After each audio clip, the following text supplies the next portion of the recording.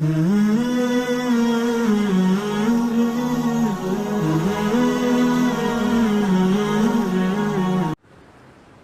ہوئی چیزیں مختلف چیزوں سے آٹے سے بھی جوڑی جاتی ہیں. کیا خیال ہے بھائی؟ آٹے سے جوڑ دو, رسی سے باندھ کے جوڑ دو, ٹیپ سے جوڑ دو. پائیداری بہترین طریقہ کیا ہے؟ جاپان کا بنا ہوا ایلفی لگاؤ, ٹھک پھونک مارو, بہترین. اور اگر لوہے کی چیز ٹوٹی ہوئی ہے, ویلڈنگ. کسی نے شعر بھیجا کہ اگر کبھی دل کسی کا ٹوٹ جائے تو ہم سے رابطہ کرنا, ہم بھی ویلڈنگ کا کام جانتے ہیں, جوڑ توڑ کا کام جانتے ہیں. تو ویلڈنگ سے اور مضبوط ہو جائے گی. تو یاد رکھو اللہ نے حکم دیا رشتہ داری کو کیا کرو؟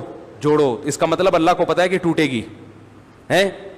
کبھی بیگم سے پٹا ہوگا, کبھی ابا سے ہوگا, کبھی اماں سے ہوگا, کبھی بھائی سے, کبھی بہن سے, کبھی پھپھو ناراض ہیں. یہ سب جب انگریزوں کے یہاں یہ ٹینشن ہی نہیں ہے. انگریزوں کے یہاں یہ ٹینشن ہے وہ ہے ہی نہیں نا. وہ بوائے فرینڈ گرل فرینڈ وہ ٹینشن ہونے نا. لیکن جب آپ مسلمان ہو تو چچا بھی ہوگا, ماموں بھی ہوگا. بھائی انگریزوں میں بھی چچے ہوتے ہیں, اتنے نالائق نہیں ہے کہ مثال دے رہا ہوں میں. تو آپ کے چچا بھی ہوں گے, 10-15 پھوپھیاں بھی ہوں گی اور بہت سارے. تو اب ان کو شریعت کیا کہتی ہے؟ کیا کرنا ہے؟ جوڑنا ہے. تو جب یہ ٹوٹیں گی تو جوڑنے کے لیے جو سب سے بہترین ایلفی ہے مارکیٹ میں وہ پیسہ ہے. ہدیہ دو پیسوں کی شکل میں. کوئی 1 سال سے بھائی ناراض ہے نا, آپ ہدیہ دینا شروع کر دو پیسوں کی شکل میں, تو وہ تعلق کیا ہو جائے گا؟ آج کل لوگ خالی خولی کی معافیاں, حج سے پہلے معافی مانگیں گے.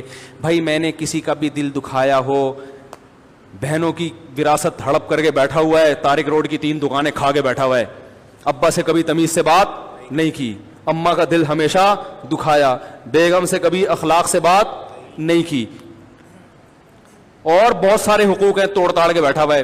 حج پہ جانے سے کہا بھائی میں نے شب برات ہے کسی کا دل دکھایا ہو, تمام لوگوں سے معافی معاف. انہوں نے کہا ہاں معاف.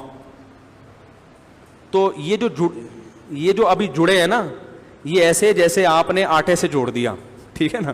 یہ کس چیز سے جوڑ دیا آپ نے؟ آٹے سے جوڑ. یہ کسی بھی وقت دوبارہ ٹوٹ جائے گا. مجھے ایک صاحب نے کہا شب برات کو میسج آیا کہ میں نے کوئی دل دکھایا ہو تو آپ معاف کر دیں. میں نے کہا 500 روپے میں معاف کروں گا. میں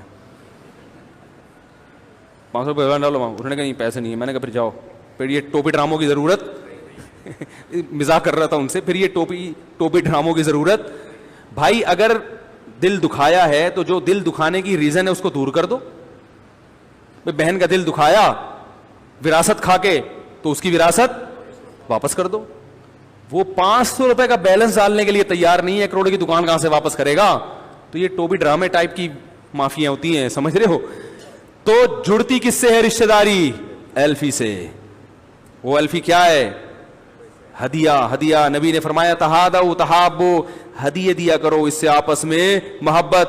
تو آپ اس لیے پیسہ کما رہے ہیں کہ یار بہن کو بھی کھلاؤں گا, وہ بھی خوش رہے گی, بیوی پہ بھی خرچ کروں گا.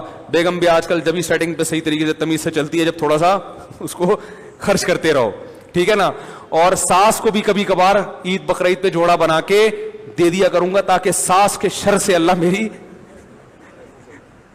یعنی شر تو نہیں ہوتا بیچاری, یعنی اس کی محبتیں اور ملتی رہیں مجھے. پہلے میں صحیح بات کہتا ہوں پھر غلط کہہ دیتا ہوں, تو وہ اصل میں پہلے غلط ہوتی ہے بعد میں صحیح. ایک دفعہ میں نے ایک بیان دیا, وہ بیان بالکل صحیح تھا لیکن وہ لوگوں کو ہضم نہیں ہوا. ہمارے ایک استاذ کا فون آیا کہ یار ہر صحیح بات ممبر پہ کرنے کی نہیں ہوتی. تو میں نے کہا اچھا میں تھوڑا سا اب اس کو تھوڑا سا مینیج کروں گا. تو فون بند ہو گیا. تو ہمارے ایک دوست بیٹھے ہوئے تھے انہی کے پاس, وہ کہنے لگے یہ استاذ آپ کے کہہ رہے تھے کہ پہلے صحیح بیان کیا اب غلط کرے گا, اب کیا کر دے گا اس کو. تو انہوں نے فون کیا بھائی بیان صحیح تھا, اس کو چینج کرنے کی ضرورت نہیں, ہر صحیح بات لوگوں کے سامنے کرنے کی نہیں ہوتی. جو ایک سمجھا رہے تھے. تو اس نیت سے پیسہ کماؤں گا کہ کیا ہوگا؟ رشتہ داروں پہ خرچ کروں گا, غریبوں پہ خرچ کروں گا. حدیث میں آتا ہے ذهب اہل الدثور بالاجور, دولت مند اگر صحیح طرح سے زندگی گزارے تو وہ غریب سے آگے نکل جاتا ہے.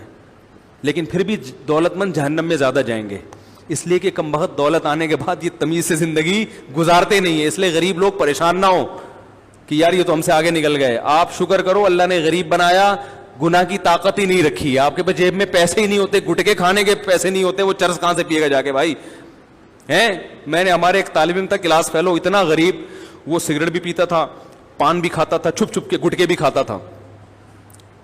ایک دن کیا ہوا, صرف نسوار پہ آ گیا, باقی تمام چیزیں چھوڑ دی. ہم نے کہا یار ماشاءاللہ لگتا ہے کہ بیان کا اثر ہو گیا. اس نے کہا یار پیسے اتنی جیب خرچی ملتی نہیں ہے کہ گٹکا بھی کھاؤں سگریٹ بھی پیوں, تو مجبوراً اب کس پہ آ گیا ہوں, نسوار پہ. تو ہم نے کہا دیکھو یہ غربت اللہ کی کیا ہے, رحمت ہے کہ اللہ نے آپ سے یہ ساری گندگی چھڑا دی ہے.